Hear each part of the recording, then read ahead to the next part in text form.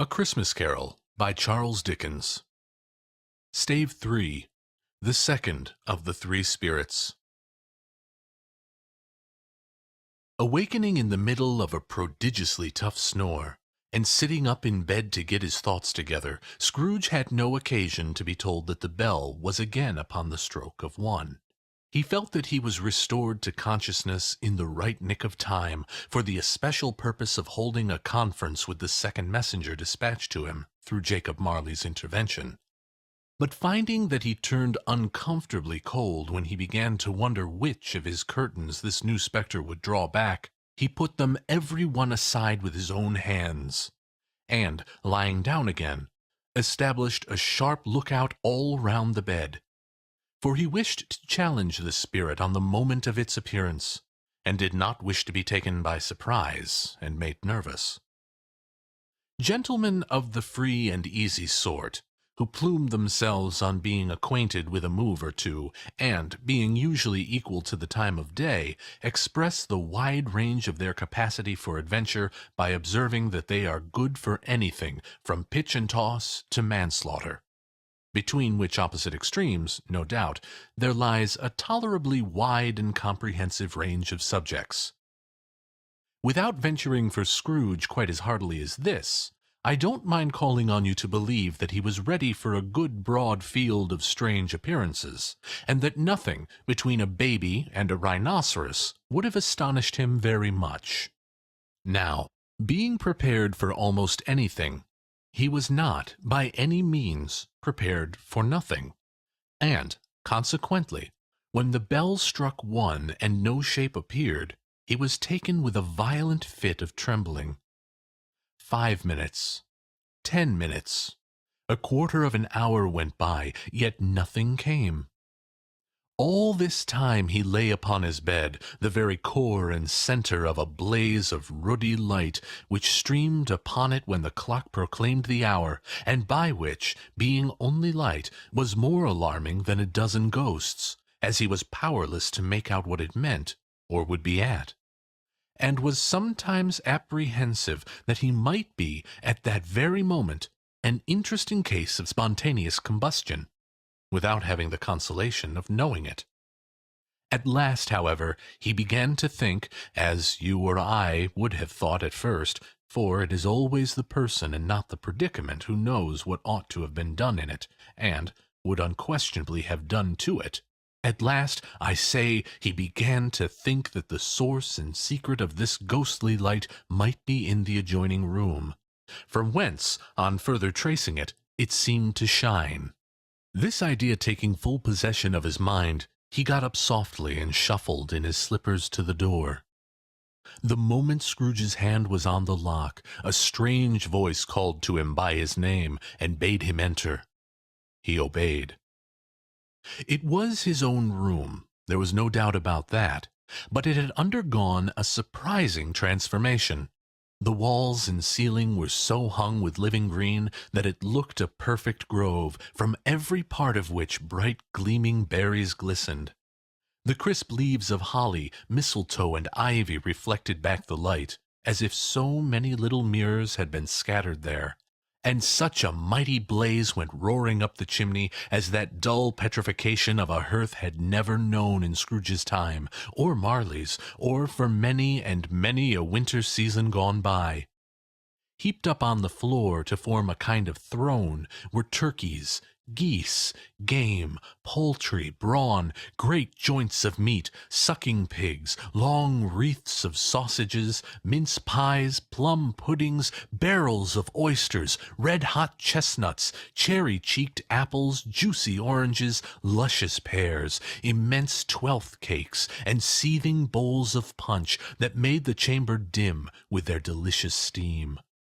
In easy state upon this couch there sat a jolly giant, glorious to see, who bore a glowing torch, in shape not unlike Plenty's horn, and held it up, high up, to shed its light on Scrooge as he came peeping round the door. "Come in!" exclaimed the ghost. "Come in, and know me better, man." Scrooge entered timidly, and hung his head before this spirit. He was not the dogged Scrooge he had been, and though the spirit's eyes were clear and kind, he did not like to meet them. "I am the ghost of Christmas present," said the spirit. "Look upon me." Scrooge reverently did so. It was clothed in one simple green robe, or mantle, bordered with white fur. This garment hung so loosely on the figure that its capacious breast was bare, as if disdaining to be warded or concealed by any artifice. Its feet, observable beneath the ample folds of the garment, were also bare, and on its head it wore no other covering than a holly wreath, set here and there with shining icicles. Its dark brown curls were long and free as its genial face, its sparkling eye, its open hand, its cheery voice, its unconstrained demeanor, and its joyful air. Girded round its middle was an antique scabbard, but no sword was in it, and the ancient sheath was eaten up with rust. "You have never seen the like of me before," exclaimed the spirit. "Never," Scrooge made to answer it. "Have never walked forth with the younger members of my family, meaning, for I am very young, my elder brothers born in these later years?" pursued the phantom. "I don't think that I have," said Scrooge. "I'm afraid I have not. Have you had many brothers, spirit?" "More than 1,800, said the ghost. "A tremendous family to provide for," muttered Scrooge. The ghost of Christmas present rose. "Spirit," said Scrooge submissively, "conduct me where you will. I went forth last night on compulsion, and I learned a lesson which is working now. Tonight, if you have aught to teach me, let me profit by it. Touch my robe." Scrooge did as he was told, and held it fast. Holly, mistletoe, red berries, ivy, turkeys, geese, game, poultry, brawn, meat, pigs, sausage, oysters, pies, puddings, fruit, and punch all vanished instantly.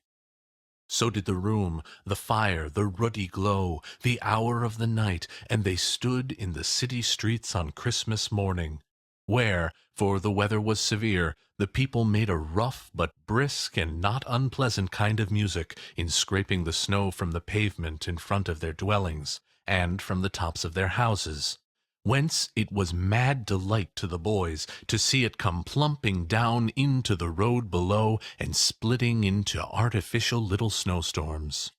The house fronts looked black enough, and the windows blacker, contrasting with the smooth white sheet of snow upon the roofs, and with the dirtier snow upon the ground, which last deposit had been ploughed up in deep furrows by the heavy wheels of carts and wagons, furrows that crossed and recrossed each other hundreds of times, where the great streets branched off, and made intricate channels hard to trace in the thick yellow mud and icy water.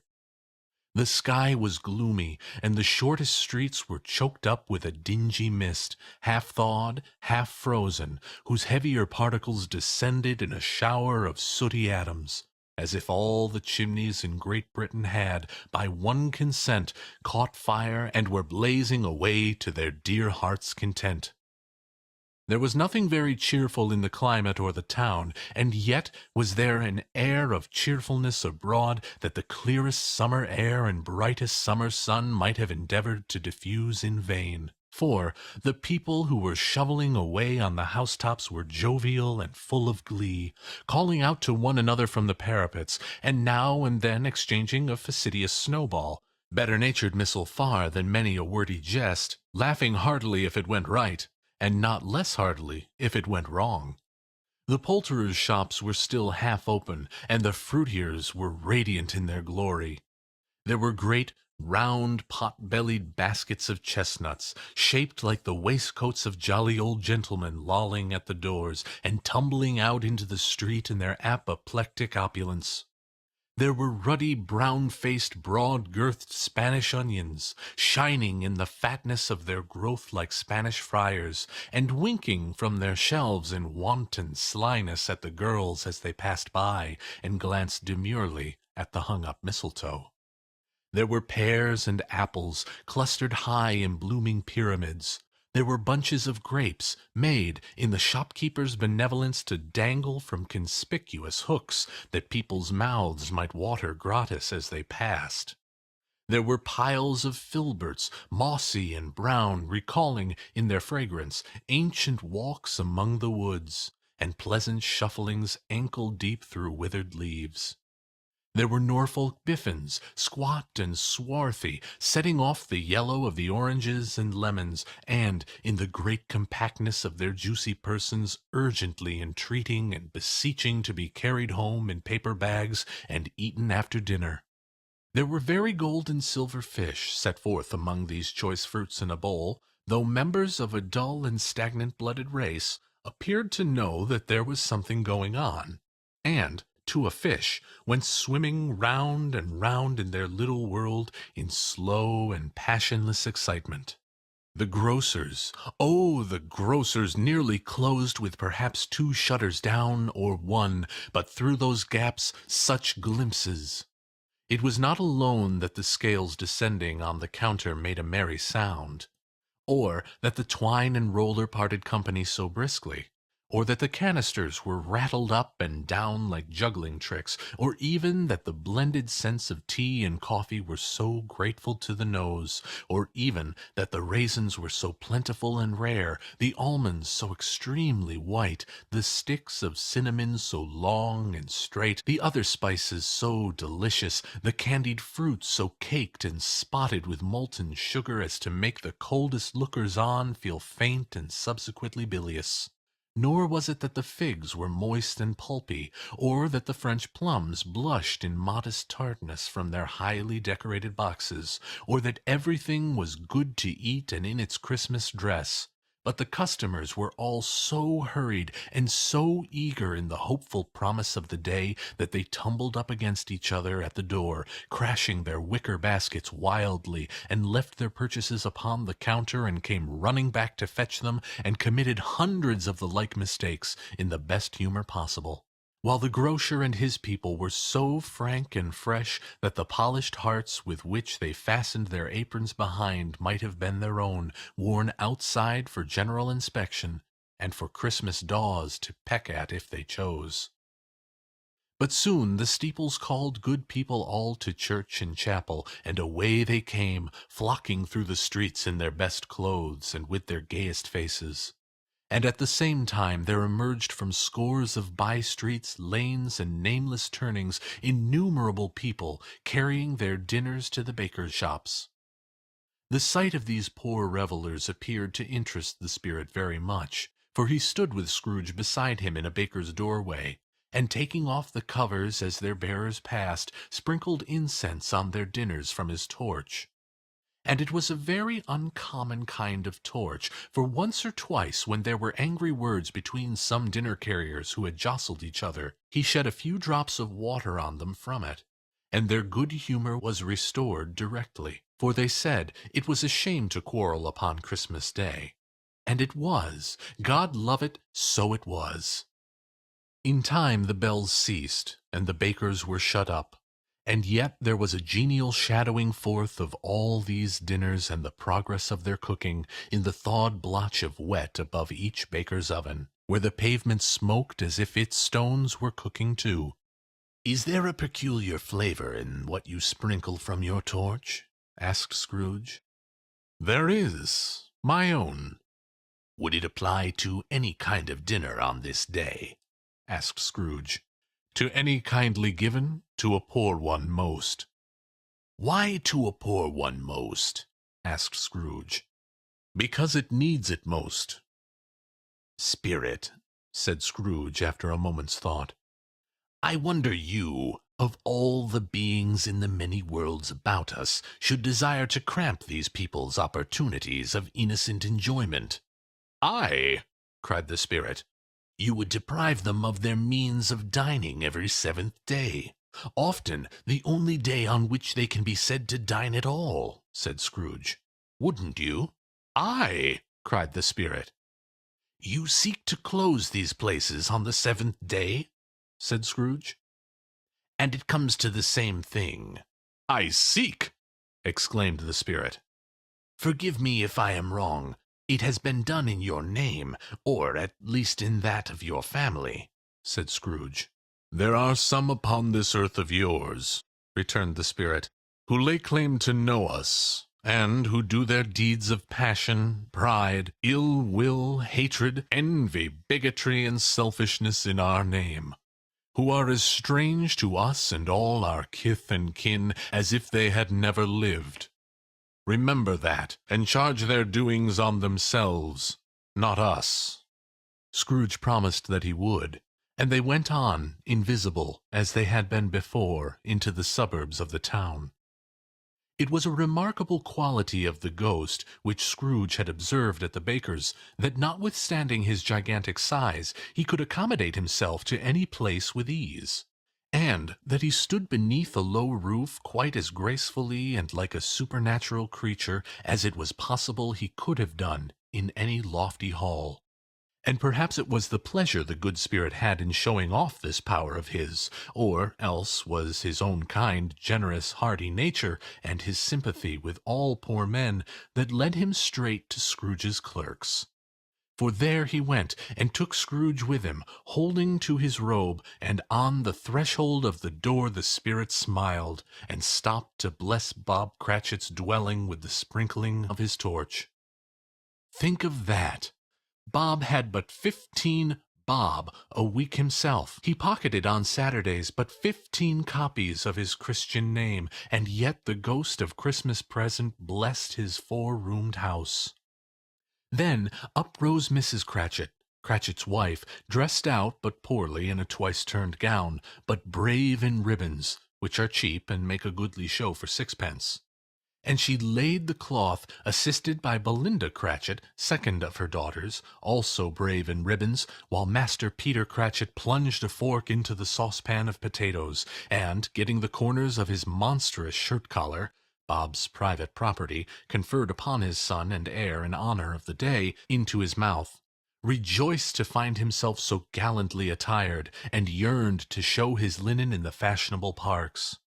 And now 2 smaller Cratchits, boy and girl, came tearing in, screaming that outside the baker's they had smelt the goose, and known it for their own, and basking in luxurious thoughts of sage and onion, these young Cratchits danced about the table, and exalted Master Peter Cratchit to the skies, while he, not proud, although his collars nearly choked him, blew the fire, until the slow potatoes, bubbling up, knocked loudly at the saucepan lid to be let out and peeled.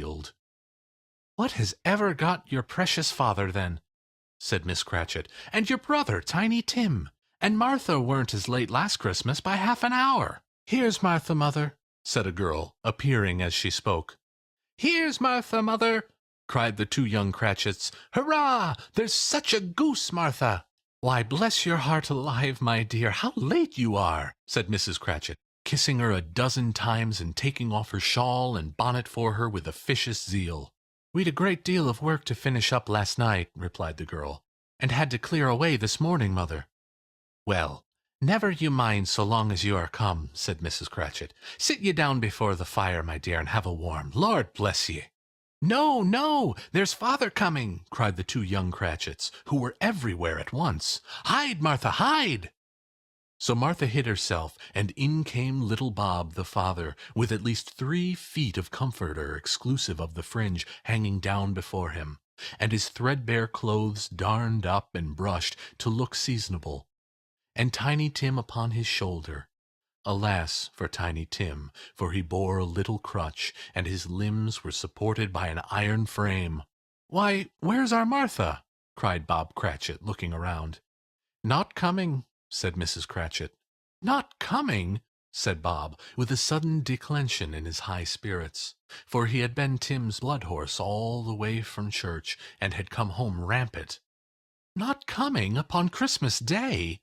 Martha didn't like to see him disappointed, if it were only in joke, so she came out prematurely from behind the closet, and ran into his arms, while the 2 young Cratchits hustled Tiny Tim, and bore him off into the wash-house, that he might hear the pudding singing in the copper. "And how did little Tim behave?" asked Mrs. Cratchit, when she had rallied Bob on his credulity, and Bob had hugged his daughter to his heart's content.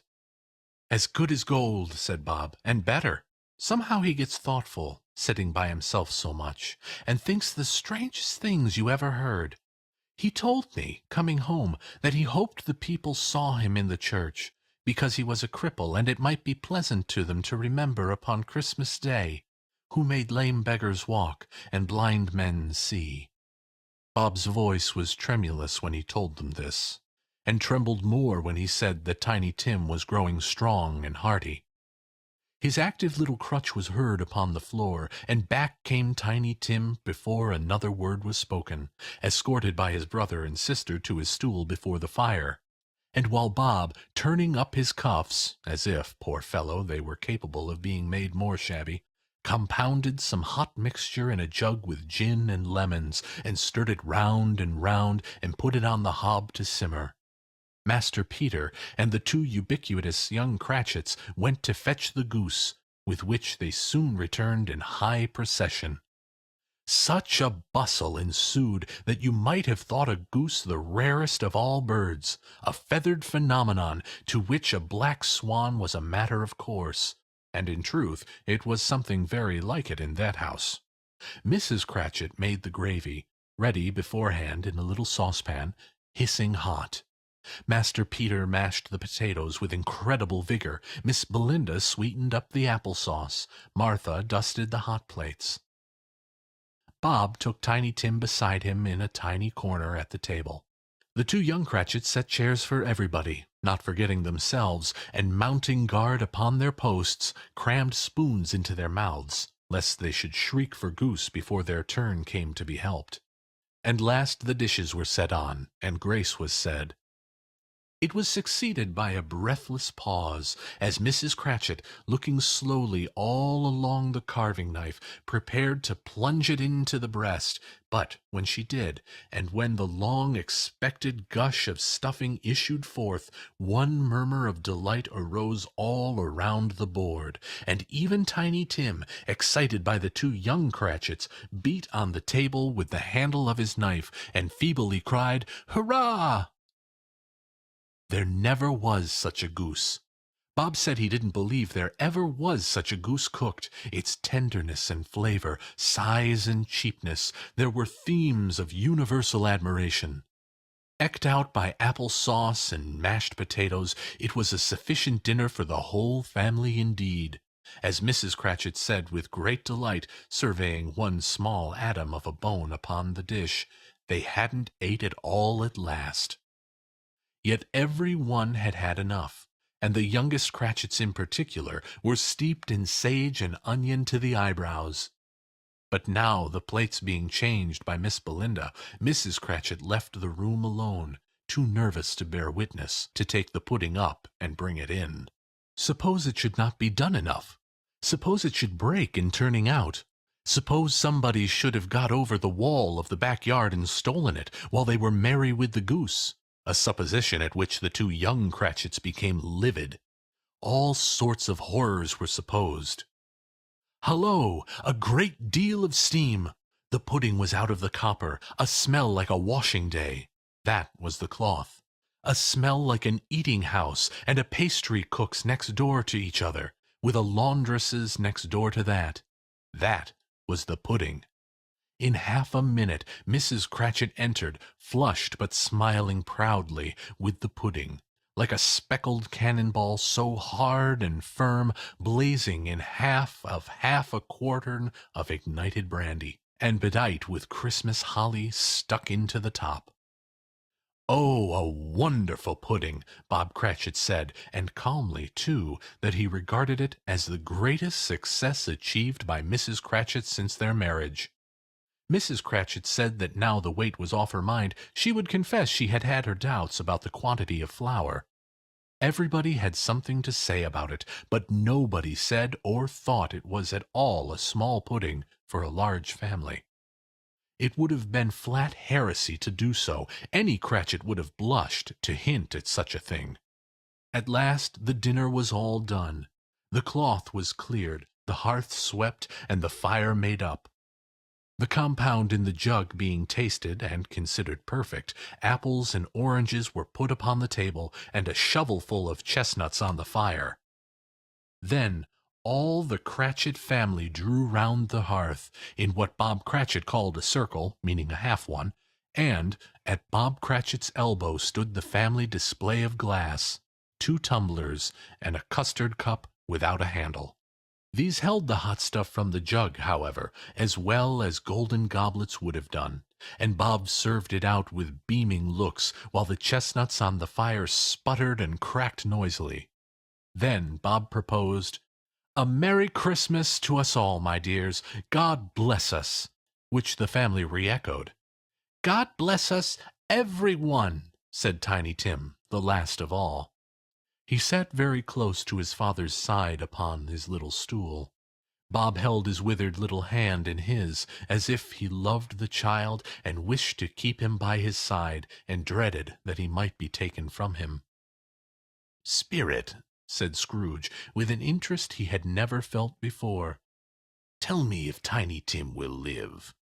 "I see a vacant seat," replied the ghost, "in the poor chimney corner, and a crutch without an owner, carefully preserved.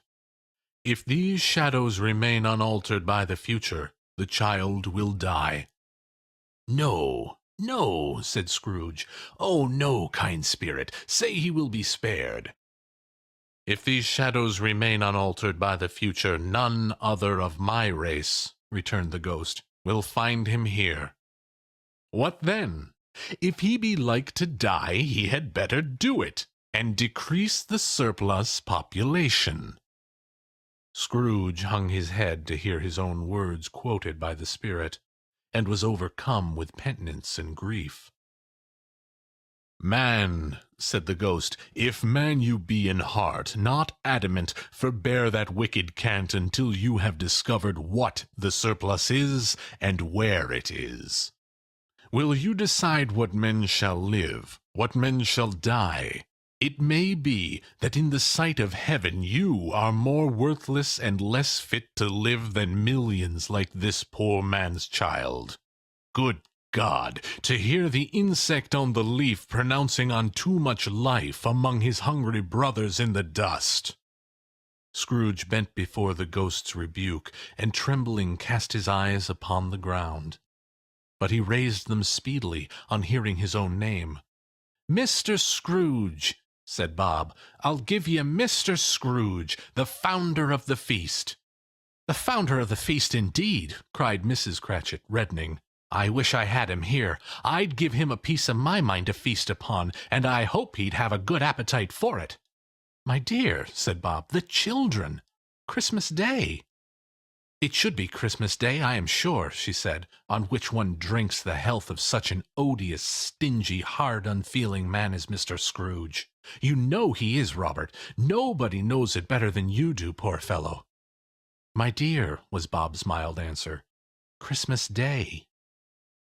"I'll drink his health for your sake and for the day's," said Mrs. Cratchit, "not for his. Long life to him, a Merry Christmas and a Happy New Year. He'll be very merry and very happy, I have no doubt." The children drank the toast after her. It was the first of their proceedings which had no heartiness. Tiny Tim drank it last of all, but he didn't care 2 pence for it. Scrooge was the ogre of the family. The mention of his name cast a dark shadow on the party, which was not dispelled for a full 5 minutes. After it had passed, they were 10 times merrier than before, from the mere relief of Scrooge the Baleful being done with. Bob Cratchit told them how he had a solution in his eye for Master Peter, which would bring in, if obtained, full 5 and 6 pence weekly. The 2 young Cratchits laughed tremendously at the idea of Peter's being a man of business, and Peter himself looked thoughtfully at the fire from between his collars, as if he were deliberating what particular investments he should favor when he came into the receipt of that bewildering income. Martha, who was a poor apprentice at a milliner's, then told them what kind of work she had to do, and how many hours she worked at a stretch, and how she meant to lie abed tomorrow morning for a good long rest, tomorrow being a holiday she passed at home. Also how she had seen a countess and a lord some days before, and how the lord was very much about as tall as Peter, at which Peter pulled up his collar so high that you couldn't have seen his head if you had been there. All this time the chestnuts and the jug went round and by they had a song about a lost child traveling in the snow from Tiny Tim, who had a plaintive little voice, and sang it very well indeed. There was nothing of high mark about this. They were not a handsome family. They were not well dressed. Their shoes were far from being waterproof. Their clothes were scanty, and Peter might have known, and very likely did, the inside of a pawnbroker's. But they were happy, grateful, pleased with one another, and contented with the time. And when they faded, and looked happier yet in the bright sparkling of the spirit's torch at parting, Scrooge had his eye upon them, and especially Tiny Tim, until the last. By this time it was getting dark and snowing pretty heavily, and as Scrooge and the spirit went along the streets, the brightness of the roaring fires in kitchens, parlors, and all sorts of rooms were wonderful.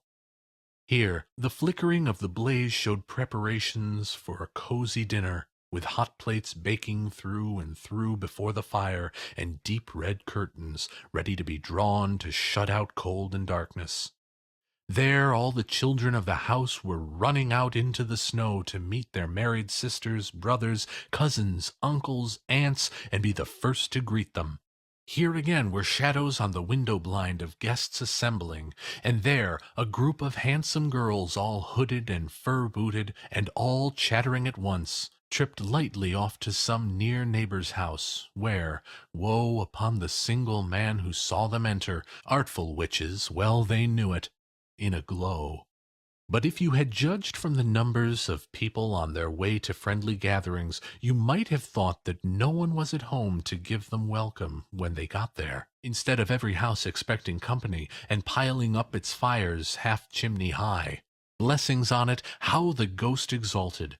How it bared its breadth of breast, and opened its capacious palm, and floated on, outpouring with a generous hand its bright and harmless mirth on everything within reach.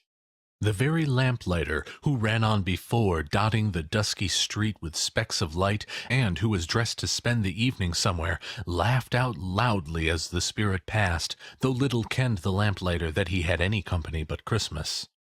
And now, without a word of warning from the ghost, they stood upon a bleak and desert moor, where monstrous masses of rude stone were cast about, as though it were a burial place of giants. And water spread itself wheresoever it listed, or would have done so, but for the frost that held it prisoner, and nothing grew but moss and furze, and coarse rank grass. Down in the west the setting sun had left a streak of fiery red, which glared upon the desolation for an instant like a sullen eye, and frowning lower, lower, lower yet, was lost in the thick gloom of darkest night. "What is this place?" asked Scrooge. "A place where miners live, who labor in the bowels of the earth," returned the spirit. "But they know me. See!" A light shone from the window of a hut, and swiftly they advanced toward it. Passing through the wall of mud and stone, they found a cheerful company assembled round a glowing fire. An old, old man and woman, with their children and their children's children, and another generation beyond that, all decked out gaily in their holiday attire. The old man, in a voice that seldom rose above the howling of the wind upon the barren waste, was singing them a Christmas song. It had been a very old song when he was a boy, and from time to time they all joined in the chorus. So surely as they raised their voices, the old man got quite blithe and loud, and so surely as they stopped, his vigor sank again. The spirit did not tarry here, but bade Scrooge hold his robe, and passing on above the moor, sped whither? Not to see. To see. To Scrooge's horror, looking back, he saw the last of the land, a frightful range of rocks behind them. And his ears were deafened by the thundering of water as it rolled and roared, and raged among the dreadful caverns it had worn, and fiercely tried to undermine the earth. Built upon a dismal reef of sunken rocks, some league or so from shore, on which the waters chafed and dashed the wild year through, there stood a solitary lighthouse. Great heaps of seaweed clung to its base, and storm-birds, born of the wind one might suppose, as seaweed of the water, rose and fell about it, like the waves they skimmed. But even here, two men who watched the light had made a fire, that through the loophole in the thick stone wall shed out a ray of brightness on the awful sea. Joining their horny hands over the rough table at which they sat, they wished each other Merry Christmas in their can of grog. And one of them, the elder, too, with his face all damaged and scarred with hard weather, as the figurehead of an old ship might be, struck up a sturdy song that was like a gale in itself. Again the ghost sped on, above the black and heaving sea, on and on, until, being far away, as he told Scrooge, from any shore, they lighted on a ship. They stood beside the helmsman at the wheel, the lookout in the bow, the officers who had the watch. Dark, ghostly figures in their several stations, but every man among them hummed a Christmas tune, or had a Christmas thought, or spoke below his breath to his companion of some bygone Christmas day, with homeward hopes belonging to it. And every man on board, waking or sleeping, good or bad, had had a kinder word for another on that day than on any day in the year, and had shared to some extent in its festivities, and had remembered those he cared for at a distance, and had known that they delighted to remember him. It was a great surprise to Scrooge, while listening to the moaning of the wind, and thinking what a solemn thing it was to move on through the lonely darkness over an unknown abyss, whose depths were secrets as profound as death. It was a great surprise to Scrooge, while thus engaged, to hear a hearty laugh. It was a much greater surprise to Scrooge to recognize it as his own nephew's, and to find himself in a bright, dry, gleaming room, with the spirit standing smiling by his side, and looking at that same nephew with approving affability. "Ha, ha!" laughed Scrooge's nephew. "Ha, ha, ha!" If you should happen, by any unlikely chance, to know a man more blessed in a laugh than Scrooge's nephew, all I can say is, I should like to know him too. Introduce him to me, and I'll cultivate his acquaintance. It is a fair, even-handed, noble adjustment of things, that while there is infection and disease and sorrow, there is nothing in the world so irresistibly contagious as laughter and good humor. When Scrooge's nephew laughed in this way, holding his sides, rolling his head, and twisting his face into the most extravagant contortions, Scrooge's niece, by marriage, laughed as heartily as he, and their assembled friends, being not a bit behindhand, roared out lustfully. "Ha, ha, ha, ha, ha, ha! He said that Christmas was a humbug, as I live!" cried Scrooge's nephew. "He believed it, too." "More shame for him, Fred," said Scrooge's niece indignantly. "Bless those women, they never do anything by halves. They are always in earnest." She was very pretty, exceedingly pretty, with a dimpled, surprised-looking capital face, a ripe little mouth that seemed made to be kissed, and no doubt it was, all kinds of good little dots about her chin that melted into one another when she laughed, and the sunniest pair of eyes you ever saw in any little creature's head. Altogether she was what you would have called provoking, you know, but satisfactory, too. Oh, perfectly satisfactory. "He's a comical old fellow," said Scrooge's nephew. "That's the truth, and not so pleasant as he might be. However, his offences carry their own punishment, and I have nothing to say against him." "I'm sure he's very rich, Fred," hinted Scrooge's niece. "At least, you always tell me so." "What of that, my dear?" said Scrooge's nephew. "His wealth is of no use to him. He don't do any good with it. He don't make himself comfortable with it. He hasn't the satisfaction of thinking that he is ever going to benefit us with it." "I have no patience with him," observed Scrooge's niece. Scrooge's niece's sisters, and all the other ladies, expressed the same opinion. "Oh, I have," said Scrooge's nephew. "I am sorry for him. I couldn't be angry with him if I tried. Who suffers by his ill whims? Himself, always. Here, he takes it into his head to dislike us, and he won't come and dine with us. What's the consequence? He don't lose much of a dinner." "Indeed, I think he loses a very good dinner," interrupted Scrooge's niece. Everybody else said the same, and they must be allowed to have been competent judges, because they had just had dinner, and, with the dessert upon the table, were clustered round the fire by lamplight. "Well, I'm very glad to hear it," said Scrooge's nephew, "because I haven't great faith in these young housekeepers. What do you say, Topper?" Topper had clearly got his eye upon one of Scrooge's niece's sisters, for he answered that a bachelor was a wretched outcast who had no right to express an opinion on the subject. Whereat Scrooge's niece's sister, the plump one with the lace tucker, not the one with the roses, blushed. "Do go on, Fred," said Scrooge's niece, clapping her hands. "He never finishes what he begins to say. He is such a ridiculous fellow."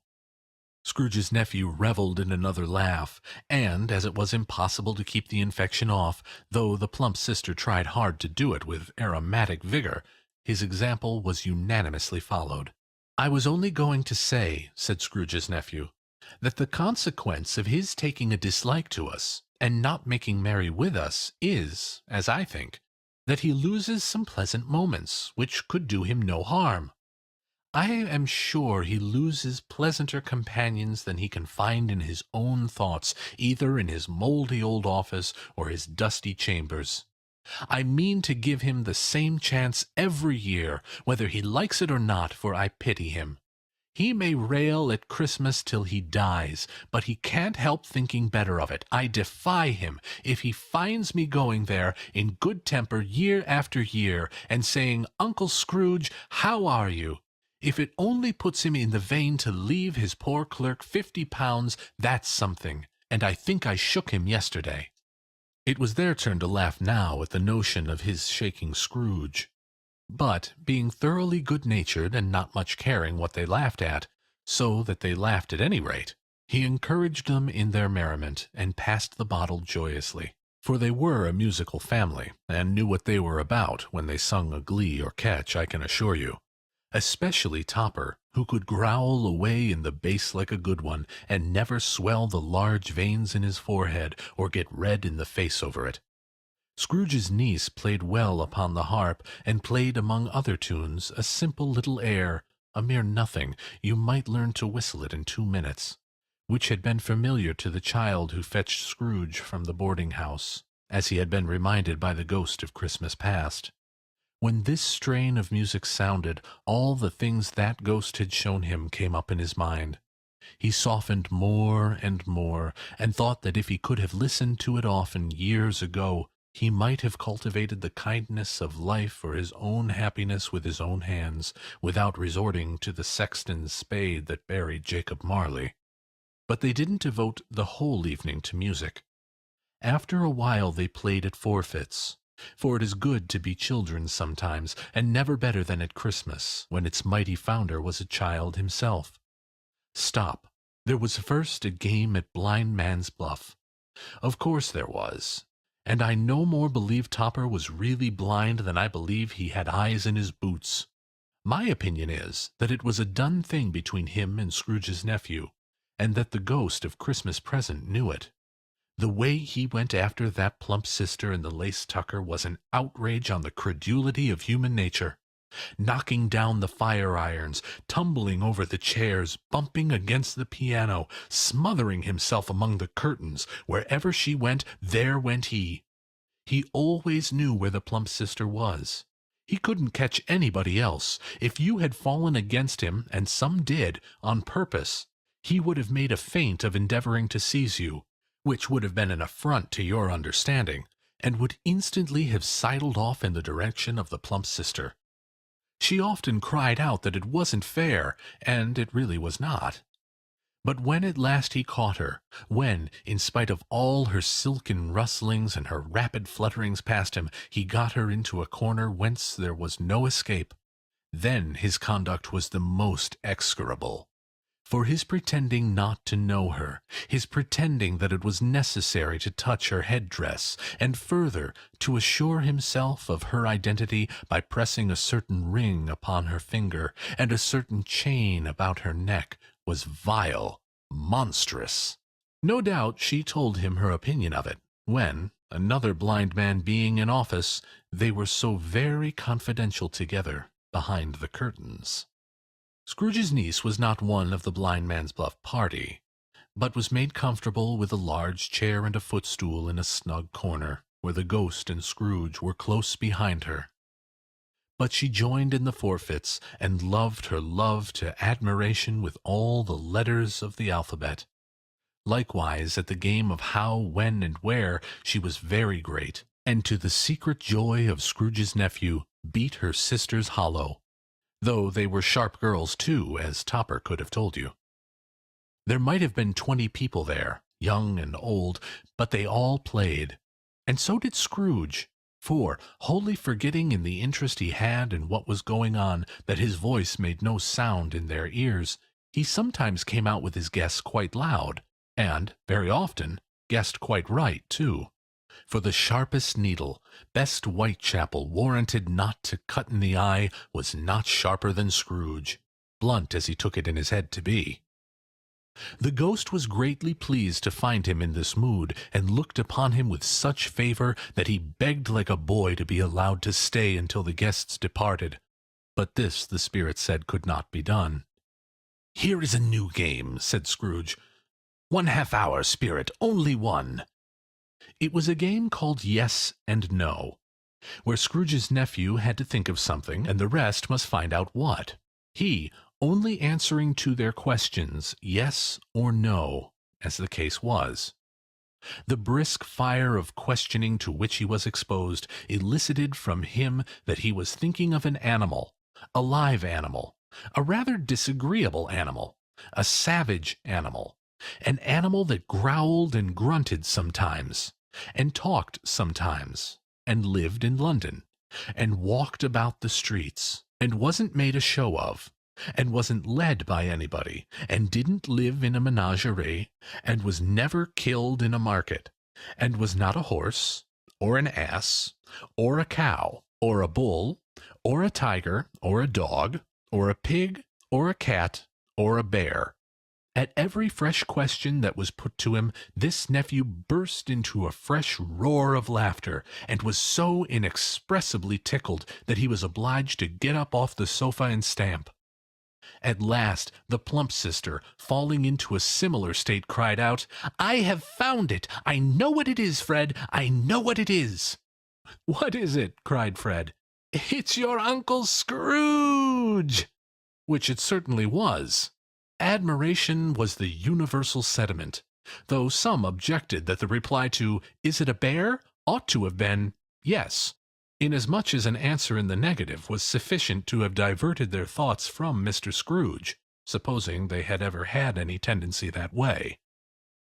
"He has given us plenty of merriment, I am sure," said Fred, "and it would be ungrateful not to drink his health. Here is a glass of mulled wine ready to our hand at the moment, and I say, Uncle Scrooge." "Well, Uncle Scrooge," they cried. "A Merry Christmas and a Happy New Year to the old man, wherever he is," said Scrooge's nephew. "He wouldn't take it from me, but may he have it nevertheless. Uncle Scrooge." Uncle Scrooge had imperceptibly become so gay and light of heart that he would have pledged the unconscious company in return, and thanked them in an inaudible speech, if the ghost had given him the time. But the whole scene passed off in the breath of the last words spoken by his nephew, and he and the spirit were again upon their travels. Much they saw, and far they went, and many homes they visited, but always with a happy end. The spirit stood beside sick beds, and they were cheerful, on foreign lands, and they were close at home, by struggling men, and they were patient in their greater hope, by poverty, and it was rich. In an almshouse, hospital, and jail, in misery's every refuge, where vain man in his little brief authority had not made fast the door and barred the spirit out, he left his blessing and taught Scrooge his precepts. It was a long night, if it were only a night, but Scrooge had his doubts of this, because the Christmas holidays appeared to be condensed into the space of time they passed together. It was strange, too, that while Scrooge remained unaltered in his outward form, the ghost grew older, clearly older. Scrooge had observed the change, but never spoke of it, until they left a children's 12th night party, when, looking at the spirit as they stood in an open place, he noticed that its hair was gray. "Are spirits' lives so short?" asked Scrooge. "My life upon this globe is very brief," replied the ghost.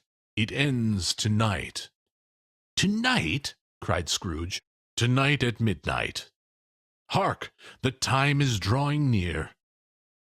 The chimes were ringing the 11:75 at that moment. "Forgive me if I am not justified in what I ask," said Scrooge, looking intently at the spirit's robe, "but I see something strange, and not belonging to yourself, protruding from your skirts. Is it a foot or a claw?" "It might be a claw, for the flesh there is upon it," was the spirit's sorrowful reply. "Look here." From the foldings of its robe it brought 2 children, wretched, abject, frightful, hideous, miserable. They knelt down at its feet, and clung upon the outside of its garment. "Oh, man, look here! Look! Look down here!" exclaimed the ghost. They were a boy and girl, yellow, meager, ragged, scowling, wolfish, but prostrate, too, in their humility. Where graceful youth should have filled their features out, and touched them with its freshest tints, a stale and shriveled hand, like that of age, had pinched and twisted them, and pulled them into shreds.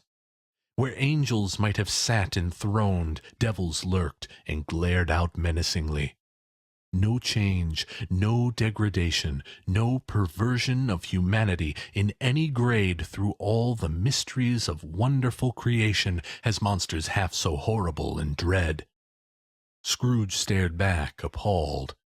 Having them shown to him in this way, he tried to say they were fine children, but the words choked themselves, rather than be parties to a lie of such enormous magnitude. "Spirit, are they yours?" Scrooge could say no more. "They are man's," said the spirit, looking down upon them. "And they cling to me, appealing from their fathers. This boy is ignorance, this girl is want. Beware them both, and all their degree, but most of all beware this boy, for on his brow I see that written which is doom, unless the writing be erased." "Deny it!" cried the spirit, stretching out his hand towards the city. "Slander those who tell it ye, admit it for your own fascist purposes, and make it worse, and bide the end." "Have they no refuge or resource?" cried Scrooge. "Are there no prisons?" said the spirit, turning on him for the last time with his own words. "Are there no workhouses?" The bell struck 12. Scrooge looked about him for the ghost, and saw it not. As the last stroke ceased to vibrate, he remembered the prediction of old Jacob Marley, and, lifting up his eyes, beheld a solemn phantom, draped and hooded, coming, like a mist along the ground, towards him. End of Stave 3.